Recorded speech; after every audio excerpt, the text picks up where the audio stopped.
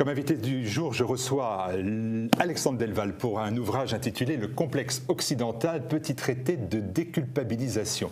Alexandre Delval, bonsoir. Bonsoir. Vous êtes essayiste, consultant international en géopolitique, géopoliticien. Vous êtes aussi d'ailleurs éditorialiste à Atlantico. Et j'ai consulté Boulevard-Voltaire qui a fait une recension de votre ouvrage en disant « C'est une enquête spéléologique du syndrome de culpabilisation généralisée dans lequel nous nous enlisons, nous, Français notamment ». Oui. Une enquête spéléologique. Alors spéléologique, oui, ce n'est pas mon terme, mais pourquoi pas dans la mesure où j'ai voulu explorer un peu les tréfonds de l'âme européenne sans prétention de psychanalyste, mais en tout cas j'ai voulu montrer que le combat politique, le combat géopolitique, c'est-à-dire les luttes de pouvoir autour du territoire, autour de ressources, autour d'intérêts, ce n'est pas que de la matière, c'est aussi de l'esprit. Le combat est avant tout mental. Et si vous êtes culpabilisé, tous les grands analystes le disent, et même les stratèges, depuis Sun Tzu. Sun Tzu disait, il faut ridiculiser et faire perdre à l'ennemi la conscience de son bon droit, le faire douter de sa cause. Et donc, c'est le cœur de la guerre. En fait, la vraie guerre est mentale avant d'être militaire, avant d'être physique. Donc, si on est culpabilisé, si on est inhibé dans sa propre... Si on pense que sa cause est mauvaise, que son camp est mauvais, que son histoire est coupable, et que nous sommes éternellement coupables de fautes commises par certains il y a très longtemps, eh bien, c'est une responsabilité collective qui est une forme de pathologie, puisqu'elle est absurde, philosophiquement, juridiquement, il n'y a rien de plus absurde que de se sentir coupable de choses qu'on n'a pas commises soi-même. Et pourtant, c'est ce qui se passe aujourd'hui en Europe et je dirais en France et même dans tout l'Occident. Alors il y a beaucoup de constats, il y aura aussi des propositions, on y reviendra, de réarmement moral, mais à chaque fois vous utilisez ce terme de réarmement moral de l'Occident, du complexe de l'Occident. L'Occident, ça veut dire quoi? Parce qu'aujourd'hui, l'Occident, ça comprend bien évidemment aussi maintenant dans l'esprit les États-Unis, on ne peut pas les dédouaner du phénomène général de culpabilisation qui est celui de notre pays, de l'Europe. On ne peut pas les dédouaner d'avoir pas eu un rôle puissant. Bien sûr, alors, je pense qu'il y a un peu deux questions dans cette question. Premièrement, l'Occident, pour moi, il y a deux définitions totalement antinomiques. Il y a l'Occident tel qu'on le définit aujourd'hui à l'OTAN, à Bruxelles et dans les grandes instances internationales. C'est les pays solidaires de l'OTAN et des États-Unis, donc les pays atlantistes ou pro-atlantistes. C'est l'économie de marché et c'est l'individualisme, le droit de l'homme, c'est les droits de l'homme. Pour moi, cela n'est pas l'Occident. Ce sont des valeurs, ce sont éventuellement des phénomènes économiques. Ça n'a rien à voir avec une identité. L'Occident, au sens identitaire, civilisationnel, c'est Athènes, c'est Jérusalem, c'est Rome. C'est le monde gréco-latin qui a rencontré la pensée monothéiste judéo-chrétienne et bien entendu essentiellement chrétienne. L'Europe est chrétienne, l'Occident est foncièrement façonné par un christianisme qui lui-même a été armé philosophiquement par la pensée grecque. Et cet Occident, donc, ça inclut la Russie forcément, qui était la troisième Rome. Moscou a hérité de Byzance. C'est une vision différente aujourd'hui que la façon dont on entrevoit l'Occident. Absolument. Pour moi, le vrai Occident, c'est le pan-Occident. C'est un Occident élargi. Un pan, c'est aussi un mot grec, donc on inclut la Russie qui hérite de l'empire gréco-latin, l'empire romain d'Orient. Et donc pour moi, ce pan-Occident, il doit inclure toutes les composantes de la civilisation d'origine européenne et judéo-chrétienne. Hélas, aujourd'hui, l'Occident tel que défini par l'Europe de l'Ouest et les États-Unis, c'est un Occident qui est contre la Russie, c'est un Occident qui inclut même la Turquie. Les Américains et les Européens veulent à tout prix que la Turquie rentre dans l'Union européenne parce qu'elle serait occidentale. On nous dit qu'elle serait occidentale. Pourquoi? Parce qu'elle ferait partie de l'OTAN. On voit bien que c'est absurde. Ceci n'est plus l'Occident. Le mot Occident est devenu un concept stratégique ou économique. Et moi, je pense qu'il faut se recentrer de manière géocivilisationnelle sur nos intérêts géoéconomiques et sur nos intérêts identitaires. Dans les constats que vous faites, vous évoquez bien évidemment cet enseignement du mépris de soi qui est celui que vivent les Français, mais pas seulement les Français, les Italiens aussi, qui avaient des attaches en Italie, vous voyez les mêmes processus? Ah oui, je me rappelle une anecdote, j'ai fait une conférence avec la région de Sicile, le pays de mes ancêtres, et qui a été radiée pendant des siècles par les empires arabo-musulmans, turco-ottomans et les pirateries barbaresques, et je voyais des Siciliens dans une conférence qui me disait, c'était sur le totalitarisme islamiste, mais nous avons colonisé ces populations. Et là, je me suis dit, c'est absolument fou. Même les parties de l'Europe qui ont été constamment colonisées se considèrent coupables de la colonisation. Les Siciliens n'ont jamais colonisé le Maghreb et la Sicile a toujours été une terre de razzia. Comme l'Espagne, elle a été envahie. Alors c'est assez extraordinaire. Même les peuples européens qui ont été les victimes de l'empire arabo-musulman se sentent coupables d'être des anciens colonisateurs ou des héritiers de la colonisation. Ça montre que ce syndrome de culpabilisation a littéralement affaibli et touché tel un virus pratiquement tous les peuples de culture occidentale. Vous parlez même d'autoflagellation. Oui. Ça serait presque à rapprocher des travaux de Jean Sévilla qui vont un peu dans le même sens, c'est-à-dire vraiment cet apprentissage du mépris de soi à travers l'histoire, que ça soit, alors vous évoquez les croisades, le Moyen-Âge, vous évoquez jusqu'au colonialisme, l'esclavagisme islamique, bien évidemment, forcément, parce que c'est votre obsession. Alors, l'obsession d'Alexandre Delval. Plutôt une précision qu'une obsession. Je n'ai pas d'obsession et chaque culture est respectable. Je le dis d'ailleurs dans mon livre. Dans le monde multipolaire, chaque culture sera respectable, chaque civilisation devra être respectée et l'Occident ne devra pas imposer forcément ses valeurs. L'Occident devra déjà s'occuper à défendre ses propres valeurs, sa propre identité, son propre territoire. C'est déjà pas mal. Donc il n'y a pas d'obsession. Par contre... il n'y a pas d'obsession, mais quand vous dites que l'Occident ne devra pas, l'Occident tel que vous le concevez, ne devra pas donner ses valeurs, vous considérez bien aussi quand même que l'islam aujourd'hui, et ses formes les plus extrémistes, imposent des valeurs à l'Occident. Bien sûr, mais je dis dans mon livre que dénoncer l'autre n'est pas la bonne solution. Dénoncer l'autre n'est pas la bonne solution, puisque si aujourd'hui des propagandistes islamistes sunnites, armés idéologiquement et financièrement par l'Arabie Saoudite, le Qatar, s'ils ont un projet de conquête qui est évident, qui est ouvert, qui est tout à fait vérifiable, qui est connu, un projet de conquête de l'Europe et même de tout l'Occident, c'est parce qu'en Occident, il y a une prise, il y a des brèches. Si l'occidental n'était pas culpabilisé et s'il défendait sa propre civilisation et si nous exigions une réciprocité avec ces pays qui sont les financiers et les idéologues du totalitarisme islamiste, les parrains de cette menace effectivement fondamentale, il n'aurait aucune prise. Donc finalement, ce ne sont pas vraiment eux les responsables, ils n'ont jamais caché leur volonté de conquête.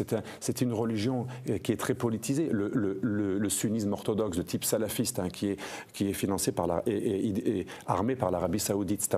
C'est une idéologie de conquête. Donc, ils n'ont jamais caché leurs intentions. Le problème, c'est les pays européens qui acceptent le respect à sens unique, le dialogue à sens unique, toujours des dialogues de dupes, et qui n'exigent aucune réciprocité. Il accepte qu'on vienne le conquérir sur son sol, qu'on vienne dénoncer ses valeurs sur son sol, mais en échange, on n'a même pas réussi à obtenir une petite chapelle en Arabie Saoudite, où encore ces jours-ci, une jeune femme a été lynchée. On l'a même cousu la bouche et les yeux parce qu'elle avait prononcé le nom de Christ.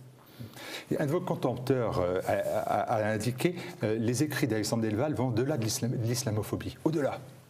Oui, alors, les tribunaux ont tranché déjà comme quoi je n'étais pas islamophobe, même contre le MRAP, alors je pense que je n'ai rien à prouver. Et surtout, je travaille avec tant de musulmans depuis des années, des musulmans moutazilites, soufis, laïcs ou athées ou autres, ou libres penseurs. Et j'ai beaucoup œuvré pour essayer de faire entendre même des musulmans croyants qui étaient des gens qui avaient une conception intéressante de l'islam, humaniste, universelle, mais pas agressif, pas prosélyte. Il y en a tellement d'ailleurs des musulmans comme cela que ça ne me touche pas cette accusation d'islamophobie. Aujourd'hui, vous êtes traité d'islamophobe quand vous critiquez l'islamisme orthodoxe ou même l'islam orthodoxe. Mais tout le monde a le droit de critiquer l'orthodoxie d'une religion, surtout quand cette orthodoxie, je parle de l'orthodoxie sunnite, est la source du totalitarisme islamiste. Les islamistes, quand ils perpètrent un djihad, ils se réfèrent certes parfois sur des choses qui ne sont pas forcément orthodoxes, mais ils s'appuient aussi sur des sourates du Coran et sur une tradition djihadiste, une tradition de la guerre qui est tout à fait orthodoxe, qui est enseignée dans toutes les grandes universités. Si on n'a pas le droit de dénoncer cela, ou tout simplement de l'analyser, alors on n'a plus le droit d'utiliser sa raison. Et c'est tout le problème de l'islam, moi je pense, et même être islamophile. Dire aux musulmans qu'ils ont le droit, eux aussi, à être voltairiens ou à utiliser leur raison, à analyser leurs textes, comme l'a fait même l'Église catholique. L'Église catholique a accepté de confronter même sa vérité avec la science. C'est extraordinaire, quel courage. Alors elle a perdu un petit peu quelques divisions entre-temps, mais elle a accepté le dialogue et la confrontation. Et donc je pense que l'islam peut-être aurait beaucoup moins de problèmes. Les sociétés islamiques seraient beaucoup plus avancées, beaucoup plus scientifiques, beaucoup plus prospères si elles n'étaient pas enfermées dans un totalitarisme théocratique que je dénonce, je dirais, en tant qu'ami de ces peuples. Et ce qui est triste, c'est qu'aujourd'hui, tout le débat tourne autour de la réduction ad hitlerum, de la diabolisation de tous ceux qui veulent tout simplement utiliser leur raison ou débattre. Et je pense qu'il faut réhabiliter le débat. J'ai bien compris. Dans les propositions de réapprentissage, de revalorisation de notre histoire, de l'histoire de notre civilisation, vous utilisez un terme, quasiment une thérapie, je dois dire quand même que là, ça peut surprendre, de réarmement moral. Ça ne fait pas très jeune. Alors, ça ne fait pas très jeune, mais tout... Ça ne fait pas très sexy, si vous m'autorisez le terme. Mon but n'étant pas d'être sexy, ce n'est pas grave. Non, le réarmement moral, c'est être mentalement armé. Ce n'est pas au sens moraliste, c'est au sens armé mentalement. Un peuple qui n'est pas armé mentalement, qui n'est pas solide, qui n'est pas sûr de lui, qui n'a pas un minimum de fierté de soi, qu'est-ce qu'il peut proposer? Et moi, je m'inspire des travaux de psychologues positifs, et notamment Will Schultz, le théoricien de l'auto-estime. Cet homme est un consultant pour beaucoup d'entreprises aux États-Unis et dans le monde entier, et il montre que si on n'a pas une auto-estime, si on n'a pas une valorisation de soi, si on n'est pas capable de valoriser son propre groupe, on ne peut pas avoir une interaction positive avec d'autres groupes. Ces groupes ne pourront pas nous respecter, et ils auraient même des difficultés à dialoguer avec nous. Paradoxalement, plus on est sûr de ses valeurs, mieux on peut dialoguer avec l'autre. Et c'est ça que je dis. Donc l'Europe, en étant sûre de ses valeurs, de ses racines, en voyant aussi ce qu'il y a de positif dans son histoire et pas uniquement ce qu'il y a de négatif, eh bien, elle ne déclenchera pas un choc des civilisations, contrairement à ce qu'on nous dit. En étant armée moralement, c'est-à-dire mentalement, en n'étant pas culpabilisée et inhibée. Au contraire, elle sera beaucoup plus droite, elle sera beaucoup plus à l'aise et beaucoup plus tranquille pour dialoguer avec les autres, et elle sera respectée puisqu'elle aura des racines. On est respecté finalement que lorsqu'on se respecte soi-même. Comment peut-on, d'ailleurs, ça nous amène au débat de l'immigration, comment voulez-vous intégrer de très nombreux extra-européens qui viennent de civilisations très différentes, il ne faut pas se le cacher, si on ne leur transmet rien, si on leur apprend que nous sommes racistes, colonisateurs, que nous sommes méchants, que tout notre passé est un festival d'horreur, comment voulez-vous qu'ils aient envie de s'intégrer? Par contre, si vous leur montrez tout ce qu'il y a de positif, de beau, de généreux dans notre patriotisme, dans notre civilisation qui est judéo-chrétienne, mais elle les accepte, c'est pas parce qu'on dit qu'on est judéo-chrétien qu'on rejette l'autre. Moi, je peux vous assurer, je pense que l'intégration pourrait parfaitement être réussie si nous avions un patriotisme intégrateur. Ce que j'appelle le patriotisme intégrateur, c'est ce patriotisme ouvert qui fait qu'on aime tellement notre pays qu'on a envie même de transformer d'autres en nous-mêmes. On va leur transmettre notre identité. Qu'est-ce qu'il y a de plus généreux que d'offrir son identité, sa civilisation, son espace, sa patrie à quelqu'un d'autre? On ne le fait plus. On leur apprend à détester notre patrie dès la tendre enfance. C'est pour ça que je dis que nous sommes culpabilisés jusqu'à la moelle, depuis même pratiquement le ventre de nos mères. Il faut que cela cesse. D'ailleurs, pourquoi? Parce qu'un culpabilisateur, qui est un manipulateur, ne peut agir que si en face de lui, il y a un complice qui est le culpabilisé. Sans culpabiliser, le culpabilisateur, c'est-à-dire la bien-pensance, la gauche, le terrorisme intellectuel, l'enseignement de la haine de soi, n'a aucun effet. Donc 90% de notre combat, c'est même pas faire de la politique, c'est déculpabiliser, être fier de ses valeurs. Si Alexandre Delval est à la tribune de l'Assemblée nationale en train de donner son discours de politique générale, est-ce qu'il dit, pour le réarmement moral, elle est belle la France, comme l'a fait Manuel Valls? Qu'est-ce que vous diriez aux Français en une minute? Pour une fois, je dirais du bien de... Si Manuel Valls a dit cela, il a eu raison. Bien sûr qu'elle est belle la France. Elle est très belle la France. Elle a fait des choses extraordinaires. Mais l'Europe aussi, l'Occident et même la civilisation chrétienne. Mais si on se penche sur tout ce qu'a apporté la civilisation judéo-chrétienne et européenne, mais ça s'en est émouvant, tout ce qu'elle a apporté à l'humanité. On parle tout le temps de l'esclavage, mais nous avons été les premiers à l'abolir, à le condamner moralement, juridiquement, philosophiquement. L'Église chrétienne, qu'on accuse toujours de tous les maux, c'est la première qui a combattu l'esclavage, alors que d'autres religions, vous allez dire c'est mon obsession, mais en islam, on a aboli l'esclavage dans les années 80. Dans les derniers pays islamistes qui appliquaient la charia. L'Église chrétienne, déjà, alors à l'époque de la conquête de l'Amérique, elle luttait contre l'esclavage. Donc on devrait être très fiers de tout cela. Et plutôt que de voir le verre toujours à moitié vide, on devrait le voir aussi à moitié plein. Moi, tout ce qui est beau dans mon passé, je préfère le mettre en avant que de systématiquement montrer ce qui est mauvais. Merci beaucoup Alexandre Delval. Eh bien voilà, c'est l'ouvrage Antidépression, le complexe occidental petit traité de déculpabilisation. Merci d'être venu nous voir. Merci à vous. Merci, bonne soirée.